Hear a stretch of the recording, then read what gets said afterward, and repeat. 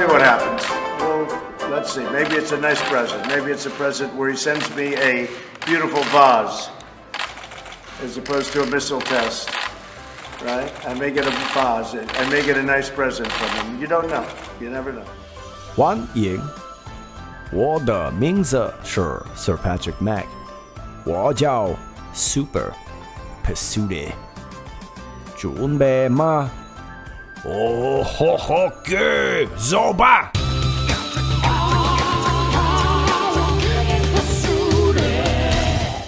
Right, I was just trying to be fancy.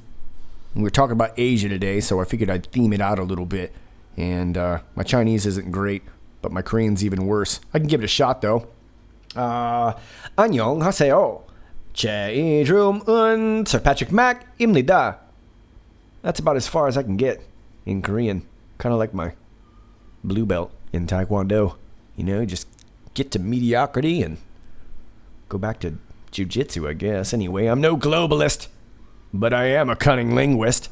And speaking of cunning linguisticism, the POTUS had some interesting things to say the other day about vases, or vases, up in your faces, or faces.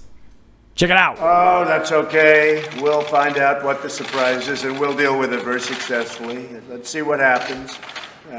Everybody's got surprises for me, but let's see what happens. I handle them as they come along. So you saw that. These are great people. Our military is now replenished. We were totally depleted when I came into office, and it's great stuff. It's great stuff. What's happened, and you see these incredible people. We have the best in the world, so it's totally replenished. New equipment's coming in on a daily basis. It's being made, all made in the USA, and our economy is the strongest it's ever been. What options are you considering, Mr. President, if it does end up being a long-range missile test? We'll see what happens. We'll see what happens. Well, let's see. Maybe it's a nice present. Maybe it's a present where he sends me a beautiful vase as opposed to a missile test, right? I may get a vase. I may get a nice present from him. You don't know. You never know. I know he's sending out certain messages about Christmas presents, and I hope his Christmas present is a beautiful vase. That's what I'd like, a vase. You think it will be, sir? As opposed to something else. And I hope his Christmas present is a beautiful vase. That's what I'd like, a vase. You think it will be, sir? As opposed to something else. Okay, so interesting choice of words from the POTUS used on not one occasion, but two separate occasions. And you can see that when he used it with Melania Trump, she immediately picked up on the reference. Seems like he wanted to draw our attention to the word vase. And Donald Trump doesn't seem like the kind of guy that would use the word vase. Seems like he would say vase, even though we can afford a vase, because we all know that a vase is just an expensive vase, right? I can hear your comments typing below, schooling me on that right now. Anyway, so he mentions this not once, but twice, and it looks like Melania picked up on the joke, and of course so did the rest of the internet, clowning Trump about this reference. What was he talking about in regards to this word vase? Well, I think we all know by now that when everybody clowns Trump about some sort of misspelling or some sort of odd word that he uses, chances are President Trump is trolling, and we're going to try and figure out what some of those references are. I'm over here on legalinsurrection.com, and I gotta be honest with you, I am not a big endorser of this site, but this Leslie Eastman, she compiled a couple different stories and put them into one article, and I found this to be the handiest when explaining this to you. But this was from December 27, 2019. U.S. spy planes flew near North Korea to scan for potential Christmas gift missile. Trump jokes that North Korea's Christmas gift may be a beautiful vase. It's being reported that the U.S. flew 4 surveillance planes over the Korean peninsula, scanning for signs of the Christmas gift North Korean dictator Kim Jong-un hinted he would send this year. And we're going to talk a little bit about these aircraft in just a bit. But yes, Kim Jong-un hinted that he was going to send something over for Christmas. It's nice of him. Well, I think we all know it's probably not Best Buy gift cards, right? It's probably something in the form of a vessel, a missile, a projectile. You know what we're talking about. But before we talk about these aircraft and what went down over there, let me take you on a brief detour to the Washington Examiner just for a little bit of perspective. This is from December 31st, a couple days later. The other article was from the 27th. Exclusive Trump list shows 319 results and promises kept in 3 years. And we're not going to cover this whole thing. I just want to point one thing out. One month shy of completing 3 years in office, President Trump has fulfilled or is making significant progress on most of his 2016 campaign promises, which aides said give him a strong re-election argument to counter his impeachment by a bitterly partisan House last week. As the president and his team ready for the 2020 campaign at his Mar-a-Lago resort in Florida, officials said it would be built on the administration's achievements list of 15 categories and 319 results. Okay, so I want to stop right there. 15 categories and 319 results. Now, I'm just saying, if I were a PR guy, I might suggest maybe just narrowing it down to a top 10, maybe a top 25, maybe even a top 50. But no, we're going to go with 15 categories and 319 results. Now, I'll leave this for you down below. That's all I want to talk about here. It's mostly just kind of cool guy hurrah stuff. Here it is. The actual Scribd link is down below. So if you see this, I'll link this for you. And the Scribd link, if you click on it here, will take you and open this separately for you. You can read all of it. We're not going to cover all that, but let's just remember 15 categories, 319 results. Totally normal. Now, taking you back to the original article, the 4 American aircraft, an RC-135W rivet joint, an E-8C, an RQ-4 Global Hawk, and an RC-135S Cobra Ball were believed to have carried out missions near the peninsula between Tuesday and early Wednesday. South Korea's Yonhap News Agency reported Wednesday, citing aircraft spots. And I'm going to stop right there. I understand that this is probably a little bit routine, but I did find a couple curious things that I wanted to show you that I think might be relative. Let's talk a little bit about these planes. First of all, we have these RC-135W and RC-135S. Both of those are from Boeing. These all seem to be reconnaissance aircraft. Let's start you with this one here. This is an interesting blog from the nationalinterest.org, and here's your RC-135 right there. Pretty cool looking plane. It's been around for a long time, and they are named respectively the Rivet Joint and Cobra Ball. Cobra Ball is a sweet name for a plane, and I think I might have had Cobra Ball one time. Cambodia or something. I don't remember. The electronic spy planes watching for North Korea's Christmas gift. And like I said, this is a blog, so there's a little bit of theory here, but there's some interesting facts to be taken away from here. This person, Sebastian Roblin, is talking about this proposed Christmas gift and how North Korea has been a missile threat and how the U.S. military over the last few years has been responding to this. And it says here, the U.S. military is mustering its aerial spy planes in anticipation. Flight trackers have revealed extensive activity by U.S. military spy planes flying daily patrols at around 30,000 feet over South Korea, including Air Force E-8 J-Stars, airborne command posts, RQ-4B surveillance drones, and Navy EP-3 signal reconnaissance planes. However, the main effort has come from Air Force RC-135S, V, and W electronic spy planes based on the now antiquated Boeing 707 airliner. And I'll just give you a side note. Boeing, of course, has been the embattled airline company that has been dealing with so many different crashes and faulty parts and sensors over the last couple of years. And I do think that is also relevant. Despite having been refitted at the turn of the century with more efficient F-108 turbofans, these dinosaurs remain difficult to maintain and expensive to operate, but bring unparalleled snooping capabilities into the fold. The Air Force currently operates 22 RC-135s in the 55th Wing based in Offutt Air Force Base, Nebraska. 2 of the 3 distinct types of RC-135s have been active over Korea. But let's talk about what they do. Unlike Cold War photo recon aircraft like the U-2 and SR-71 Blackbird, RC-135s aren't designed to evade missiles and interceptors in risky overflights. Indeed, they're perfectly content to cruise by dozens of miles away in international airspace using antennas studding their airframes to soak up all the information they need in missions that can last up to 20 hours, factoring in refueling. The 17 RC-135U and W rivet joint aircraft are specialized in signals intelligence, intelligence. That means they're the ultimate flying wireless snoops, listening in on radio traffic from 150 miles away or further. UNW models have the same equipment, but were converted from different base aircraft.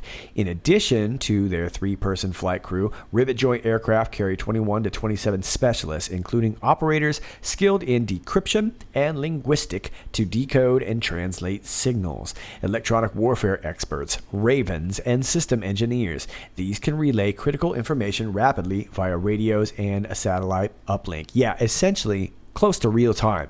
And these have been around for a long time, ever since the Cold War. Now, finally, it says, but RC-135 spy as much on electromagnetic signatures as they do voice communications. Electromagnetic signatures. Just as ships and submarines exhibit unique sound profiles that can be used by sonar technicians to identify them, military systems emit distinct electromagnetic signatures that can give away their identity and position. Now, when reading about these operations and these planes in particular, I was reminded of this article I read back in December. This was early December 6, 2019, so not too long ago. And I don't believe I reported on this. This is from the drive.com. RC-135 rivet joint surveillance jet emerges with puzzling new modification. An odd antenna installation has taken the place of a fairly recent satellite communications upgrade on one of the important signals intelligence jets. And there it is right there. You can see it highlighted with the red arrow. Really is a beautiful plane, but it's this horizontal looking antenna there.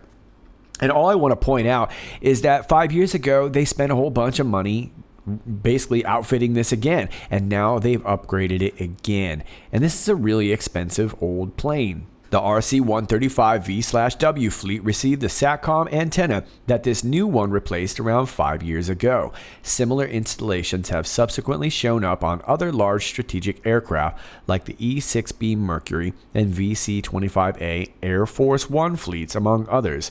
Getting the rivet joint high bandwidth secure beyond line of sight connectivity was clearly a highly beneficial initiative. It would allow the jet to potentially send large amounts of its electronic intelligence all around the world instantly for further review and near real-time exploitation. Okay, so this might be nothing at all. I just want to highlight that these are old planes. And in 2016, they were doing a lot of missions over North Korea and Iran, like they still are. But 23% of the time, they were coming back completely broken down. So you can imagine the kind of money that they're pouring into these really, really old planes. But it seems to be very worth it to them. And they just did it 5 years ago, relatively recent. But it was a different administration, wasn't it? Now, keep in mind, this was real-time intelligence. So this would have been going to guys like Stratcom General Hyten. This would have been going to National Security Advisor General McMaster, is no longer with us. Guys like General Jim Mattis. So whatever it was important for them to do it again. And, of course, it looks to be the same kind of outfitting that they're doing with the Air Force One fleet. Seems very curious to me. Now, these bad boys do a bunch of missions above Iran and above North Korea. And of course, these were also the planes that were around in 2017 when North Korea decided to fire off these Hwasong 15 missiles. Now, I might just be geeking out a little bit, but hang with me. This is another craft that was involved in the operations. This is the RQ-4 Global Hawk. R being reconnaissance, Q meaning that it is unmanned. It's essentially a drone, even though they kind of call it a plane. But anyway, this is the Global Hawk, and you may remember these drones because one of these bad boys was shot down in Iran just a few short months ago back in June, right? And this was a big to-do, and of course President Trump warned Iran saying that they made a grave mistake. Well, considering the last 48 hours and the killing of Soleimani, it looks like that turned out to be true. Very interesting. But this was the very same model. These are kind of slow flying craft, and they're very effective from what I understand. But obviously, I would imagine these are pretty easy to pick out of the air. But same model, and I wanted to point out that these are attached to the 319th Reconnaissance Wing. Okay, so we were just talking about the Hwasong 15. Now we're talking about the 319th Reconnaissance Wing. And the Trump admin just released their 15 categories of 319 results of their administration. Probably just a coincidence. Okay, so let me try and construct this a little bit. First of all, we've got Kim Jong-un coming out saying he's going to offer up the U.S. some Christmas presents. Now, he doesn't necessarily say he's going to shellac the U.S. with missiles. We do know that over the years they've worked on tech to try and kind of extend the reach of their missiles, but they've normally been short-range missiles, the ones that they actually fire off, and they've not been able to reach the U.S., although we have kept our eye on them, and at least outwardly that seems to be the danger of North Korea, right? Right around the same time, we get the Trump admin coming out with this very curious list of achievements, 15 categories, 319 results. A really odd number indeed.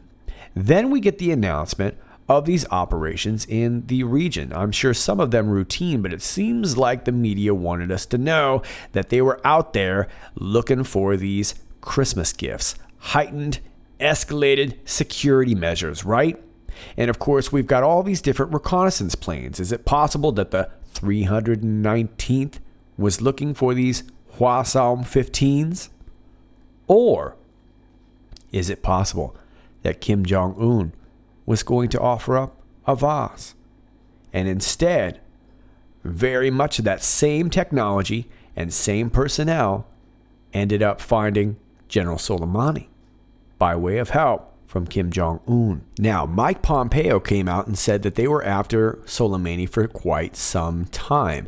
And this is indeed big news. Oddly enough, the Daily Beast is now reporting that Trump over there in Mar-a-Lago was mouthing off to some folk saying that there was some big things happening. And that's another curious event, is the fact that President Trump was at Mar-a-Lago when all this went down. That seems very purposeful too. But we also know that Q has been referencing something very big, and I would argue that the killing of Soleimani is going to be very big. As a matter of fact, I think we're going to feel some reverberations from this one. This will likely involve Iraq, Iran, I would imagine Israel, Saudi Arabia. I'm not sure if Russia and China, I imagine they're going to want to stay out of this, but it could involve them too. This could be big, and it could involve some really big repercussions. Soleimani was widely popular. Obviously, he was widely hated too, but he has his supporters. And I think that's the idea. And you can see right now all over Twitter, all over social media, all the deep staters are coming out in support of Soleimani and condemning Trump, saying exactly what I just said. There's going to be a huge backlash and that this is going to threaten national security. So either way, it's very, very big. Trump's been calling it out. Daily Beast is calling Trump out on calling it out. And of course, Q has mentioned that something big was coming too. Now, like I said, Mike Pompeo said that they were after this guy for quite some time. But I just pointed out to you that these RC-135s were recently outfitted with this new antenna hardware. And I do think that that may mean something. It may not, but I can't help but think that it does. After all, these RC-35s operate in the same theater as North Korea and Iran.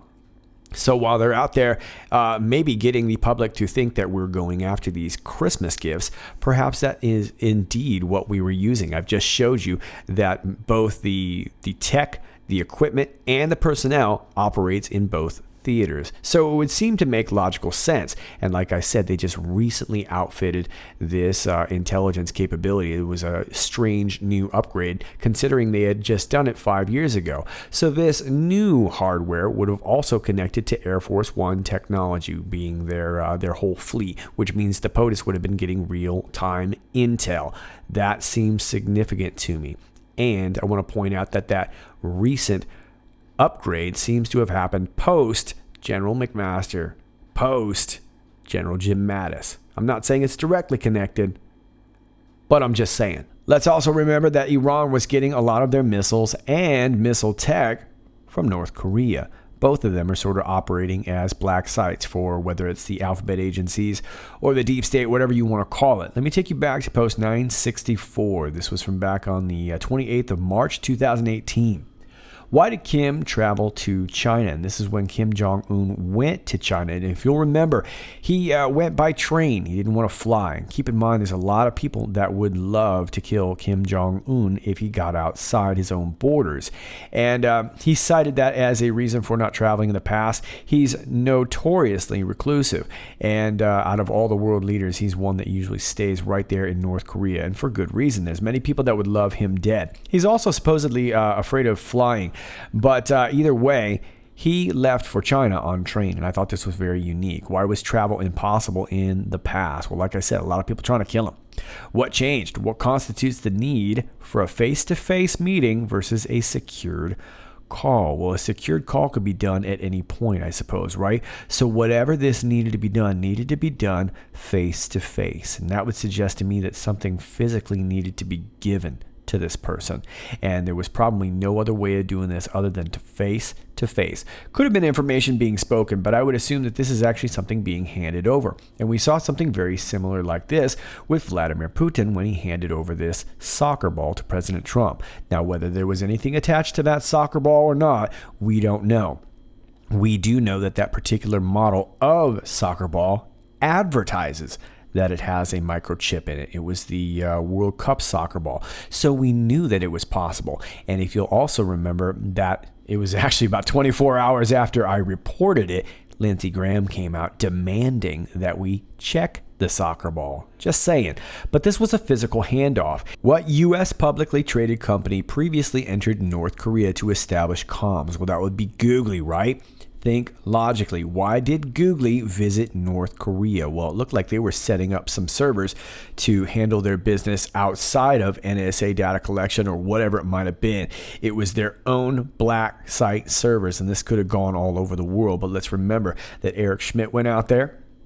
And of course, who did he go with? He went with New Mexico Governor Bill Richardson. How about that? What was he doing out there? Bill Richardson was also the guy that just recently recalled going to the Zorro Ranch out there in Albuquerque that happened to belong to Jeffrey Epstein. And that place out there, oddly enough, generates a little bit of energy along with their human trafficking, right? It looked like they might have been doing some sort of fracking operation or something like that. Here are a couple of pictures that suggest that possibility. Oddly enough, I believe the AG of New Mexico is Gary King, and of course he used to be a policy advisor to the Department of Energy. Oh, wow, how about that? Why would the former chairman and CEO himself of Google, Alphabet, personally attend? Well, because they wanted to make sure that they oversaw it for themselves, right? Who is Sergey Brin? Well, Sergey Brin was Alphabet, Google, and of course, he is essentially, if you go back in Sergey's family, these are Russian immigrants, but these are Cold War families here. And these are people that came over claiming to be refugees, if you will. But most certainly he became very successful, right? And of course, Sergey Brin, who is no longer now married, but was married to Ann Wojcicki. That's right, 23andMe, DNA data thief. And of course, we all know who Ann Wojcicki's sister is. Susan Wojcicki, the CEO of YouTube. So I think you see how this is all working, right? Think Cold War, think KGB, US, China, North Korea, 3 countries. Facebook data dump, who made it public? Well, Facebook did. Mark Zuckerberg sold off a bunch of shares. Twitter coming soon. Google coming soon.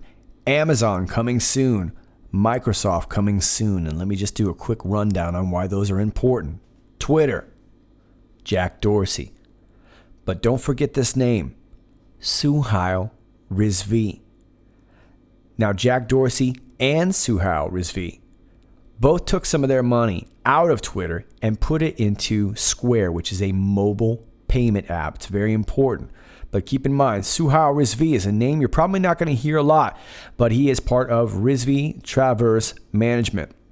And they're wrapped up in a ton of things. Think Muslim Brotherhood. Rizvi Traverse invested heavily into SpaceX. SpaceX, of course, is Tesla, Elon Musk, right? And of course, where did they get a ton of their funding? Post NASA. Hint, hint, wink, wink. Let's also remember that they got themselves a little setup out there in North Korea that, oddly enough, is shaped like a white rabbit. Now let's go to Google. Of course, we know Google, Sergey Brin. We know Eric Schmidt, right? Alphabet, the parent company, Google, is the kind of the massive thing that really covers this whole thing, right? But of course, we know that those servers were being set up out there in North Korea. Then we've got Amazon. Amazon, of course, is Jeff Bezos. Jeff Bezos is also, of course, Washington Post. Washington Post is where we get a lot of our sedition from, a lot of our leaking from, a lot of our fake news from. But let's also remember that Amazon was wrapped up hosting those servers from the DNI. Now, I get a lot of people debating me saying that Amazon didn't get that contract. They did get that contract. It gets put up for bid again from time to time, but they did indeed have those, that contract. And this, of course, would have involved James Clapper. We've talked about this at great length, the cloud servers that Amazon hosts. But remember, that seems to be a conflict of interest considering that Jeff Bezos also owns a news outlet. That's very important. And then, of course, Microsoft, Bill Gates and his Bill and Melinda Gates Foundation and all their creepy eugenicist stuff and their malaria vaccines and whatnot. I think you get the idea. All these guys are big-time humanitarians, and they seem to like the kids. Plus 12, and I'm assuming that's plus 12 corporations. Current censorship all relates to push for power midterms. Well, this post was around the midterm times, but it kind of stands for the same thing right now, right?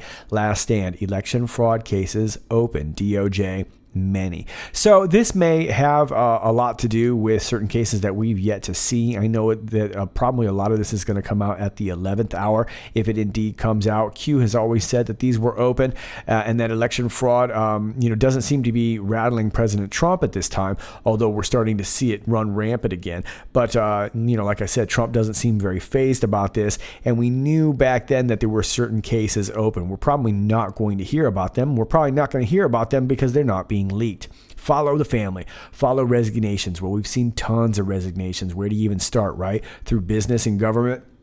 Biden, China, very important marker. Yes, again, energy, right? That was all energy. Burisma, energy. Pelosi's son, energy. Who made it public? Who really made it public? Who is making it all public? We are. We are the gatekeepers of all. And this is always pretty ominous here. By all, we mean all information. But here was the flow. Uranium 1, Canada, European Union, Russia, Iran, North Korea, Syria, Pakistan. Those are a lot of people benefiting off the sale of Uranium 1. Thanks, Hillary. Iran next. $700 billion military this year. Why is the military so important? Well, you can see because we've been seeing multiple military operations. We're essentially funding a war, and yet we're not telling the public about the war. This isn't a proxy war. This is a war. It seems to be a war on a global scale. And we're seeing all these different operations run. And whether we see deaths and they kind of get chalked up as just some sort of exercise, we don't always know the truth. But what it seems to me like we're fighting a world war and nobody's talking about it. Reread all. National security, national security. These people are stupid.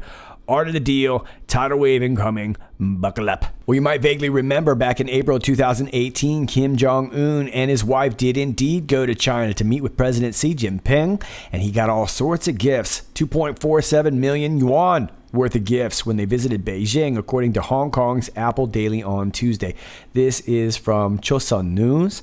Most of the gifts were luxury goods that are banned from export to the north by the UN Security Council. So they're sticking it to the man. Analyzing footage from North Korean state TV, the paper estimated a large vase Xi gave Kim at 500,000 yuan and plates and porcelain teacups at 20,000 yuan and 5,000 yuan each. Wow, that is a massive vase right there. And Kim Jong-un's looking at it, like, oh, dog, that thing's huge. Good thing I came on a train, North Korea Air is never going to let me check that. Because I'm Kim Jong-un, so it's funny. Anyway, he's like, thanks for the vase, dude. He's like, I think it's a vase. Really? How can you tell? I don't know. I guess when it's expensive, it becomes a vase. Otherwise, it's just a vase. Oh, all right. Well, thanks for the vase. Where do I put the flowers? Huh? Where do I put the flowers? No, you don't put flowers in it. It's a vase. Really? Thought you put flowers in a vase. No, this one's expensive. Too expensive. So we put a cap on it on the top there. And unfortunately, I can't tell what kind of animal's on top of there because this is a screenshot from North Korean state TV. But we put a cap on it just to let you know that it's a vase. So you don't put flowers in there. Don't open it up either. Edward Snowden might be in there. Really? No. Seriously, though, don't open it up. All right. Well, where do I put the flowers, though? No, we just painted the flowers on the outside. That way you don't have to put flowers on it. Don't open it up. Whatever you do, don't open it up. We painted flowers of all seasons That way you could look at it all year long, never have to water it. Wow. You guys thought of everything. I know, right? We're China. Seriously, though, don't open it up. Now, I've attempted to blow this picture up, and because it's just a screenshot from State TV, this is the best picture that I can find. And oddly enough, even though I am not very good with symbolism, I would imagine that this vase or vase is probably rife with it, as Chinese culture usually is. And if this is indeed a very expensive gift he's presenting, I would imagine that this has a lot of symbolism to it. Now, I don't know what era this comes from. I would love to get a better picture, like I said, of this vase, because it would probably tell us a lot of stories here, particularly in the animal that is on the top. And I did want to point out a couple of things that I did notice about this that I do think might have some relevance in regards to this gift. First of all, the shape of these will often tell what kind of dynasty it comes from. Now, I didn't see anything that were immediately relevant as far as past dynasties. This could have been specifically made as a gift, and who knows, maybe this was made as, like I said, a tangible gift to hand off to Kim Jong-un that he could take by train back to his country. And keep in mind that this meeting came between the two Trump summits. So there was the one in Singapore, and then there was the other one later on in Vietnam. This was in between this, which likely leads me to think that things could have been handed off. Maybe not, but it's possible. But what we see at the bottom there appears to be, at first I thought they might be phoenixes, but I think they are peacocks. Now, depending on, again, on the dynasty, it could mean something different as far as the symbolism goes, but in Chinese culture, often the peacock can be seen as sort of a watchfulness or a vigilance. Looks like there might be more than one here at the base. Also looks like there's another animal there at the bottom. I don't know if that's a calf or something like that. I can't really tell. It's just ahead of it. But just looking at the birds, it looks to be peacock feathers. And because you see an eye in each feather, that's kind of what they symbolize as watchfulness or vigilance.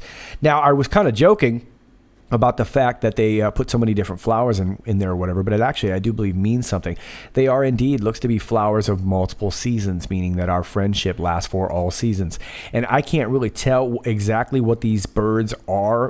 It would really help, but there's a lot of them in there. Birds for all seasons, which kind of seems to suggest the same thing, our friendship for all seasons. Now, that white one looks like it might be a magpie, and of course, magpie is a symbol of friendship and luck and things like that in Chinese culture. So is the Oriole, which might be the other one. So I'm not really sure, and I could be wrong on this, but I'm just giving you what I know, or at least what I can kind of tell from the culture.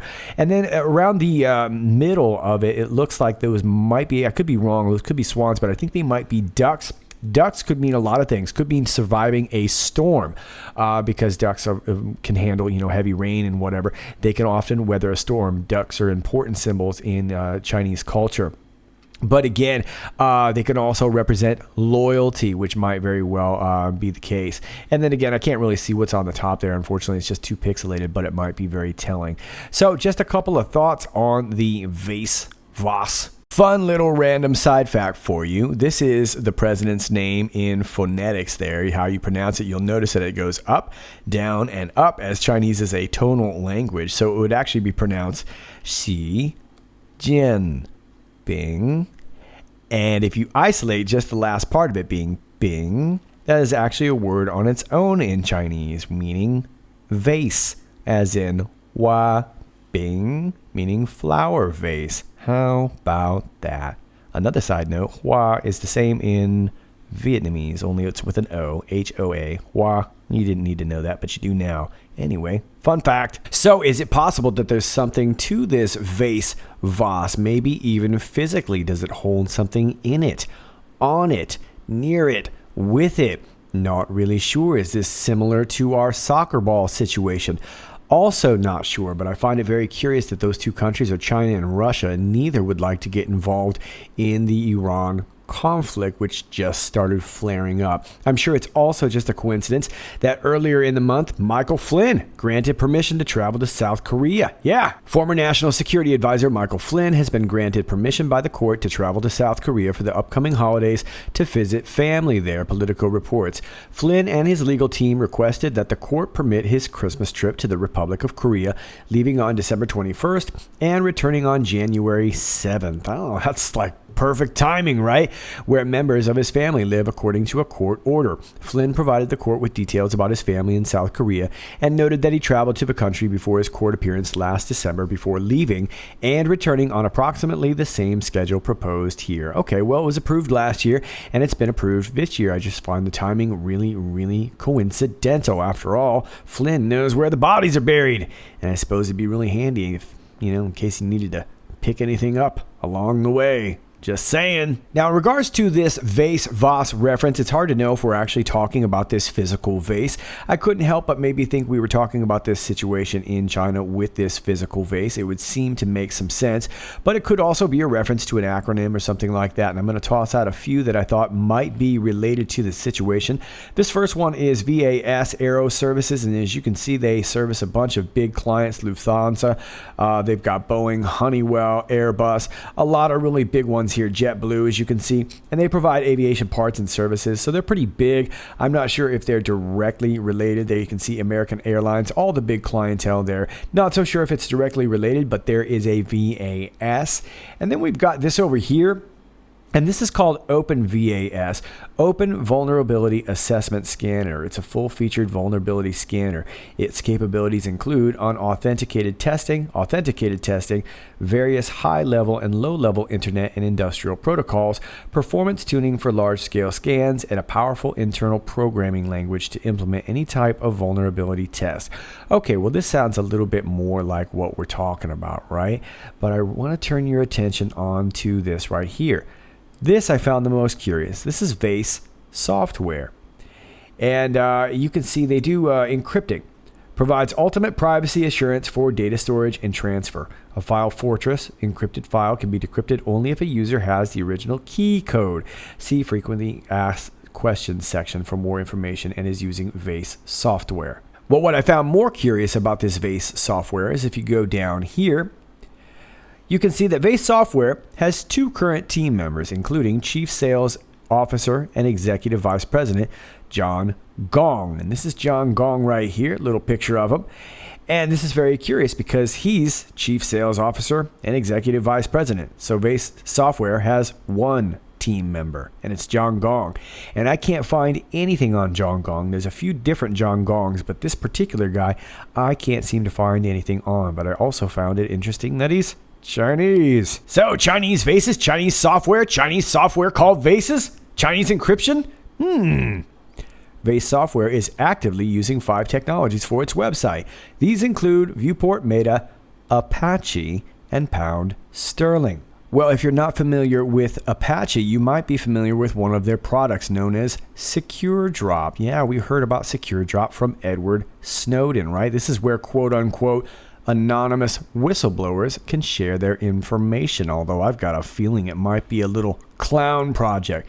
But yeah, running Secure Drop and Freedom of the Press Foundation. Another guy wrapped up in Freedom of the Press Foundation was one John Perry Barlow, and he ended up dying of a mysterious issue, didn't he? Let me take you back to 6/28. This was from back in January of 2018 at Snowden. The clock is ticking. How's Russia? Mr. Contractor, Freedom of the Press, John Perry Barlow, Secure Drop, whistleblowers. Looks like Q is saying Secure Drop, clowns in America. Nobody is safe, and that's what he's letting Snowden know. So what's up with Snowden? Where exactly is Snowden? Is he locked inside that Vase? Or is he already someplace stateside? Or is he still in Russia? Well, there was speculation for a while that he could be going somewhere else, and actually one of those countries that he was considering having asylum at was North Korea. And that's very curious, because if anybody would know about some of the contact between Russia or China and North Korea, it would be Edward Snowden, right? And there's a lot of people that would like to know exactly what does Edward Snowden know about operations going on in North Korea. Well, he must have known something, because in 2015 he came out and said that the US was spying on South Korea. So he must have known something about that. And he also said that the US and South Korea were sharing information back and forth in regards to North Korea. So he must have known something about that. Did that come by way of his Secure Drop, by way of some encryption key? And is that why people like Kevin Paulson or James Dolan or John Perry Barlow aren't with us anymore?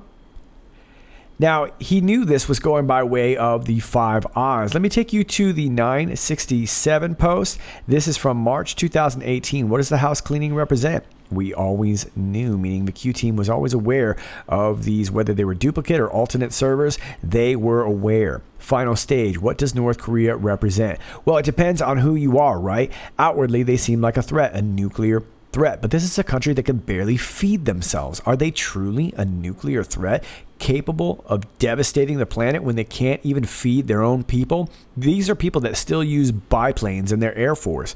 These are really people that are going to blow the earth apart? We do know they have missiles. We know they were selling them. We also know that they had themselves a server. And like I said, whether it was an alternate server or a duplicate server, we're not really sure, but we do know that Googly helped set it up. And we also know that Bill Richardson was involved, which helps me to think that maybe Jeffrey Epstein was involved, which leads me to think that there was probably a lot more than just special access programs on these servers. Probably lots and lots of insurance files, right? On just about everyone. And this probably has a little to do with human trafficking as well. Poof, as if it's all gone. Kim to China represents something vital. Indeed, remember, he went there face to face. And just like Putin handed over that soccer ball to President Trump, we see this vase get handed over to Kim Jong-un. Key. Now, is this a kind of key that's an encryption key to get into some sort of vase software through some sort of Apache secure drop? Could very well be, because it seems like what's symbolic about these two trips are the personal exchanges of information. Many will be buried before exposed themselves. False flag distractions. Of course, we've seen lots of that. There are lots of people that would like to probably protect what is on those servers. And whatever it was ended up getting James Dolan killed, Kevin Palsy, and John Perry Barlow. So obviously it was very, very important. And Edward Snowden seems to be very, very key. So there you go. And it looks like North Korea State TV responded in kind to Trump's comments with a little TV special of their own, all about vases and vases. Yep. And maybe on it, the expert describes the difference. He's like, yeah, this one's cheap, so it's a vase. And this one's pretty expensive, so it's a vase. And you don't put flowers in it. I don't know. I don't know what they say. Anyway, this is a screenshot from their special, and I thought that was incredibly clever. So there you go. Ladies and gentlemen, that's all I got for you for now. As always, if you like this video, please click like, share, and subscribe. Thanks to all of you who do that already. My alternate links are linked down below. I'm over here at my DropSpace. Check it out. I'm featured. Ooh, and I'm trending. So I guess I'm friending. I'm friending on DropSpace. Yep, that's right. That doesn't mean DM me. All those alternate links are down below in the video description. My P.O. box is down there. If you're old school and want to send me something, if you've got information, please do not DM me on social media. Please email me. My email is down below, and my Patreon is linked down below if you'd like to support the channel. All right, Patriots, this is Sir Patrick Mack, and until next time, stay focused.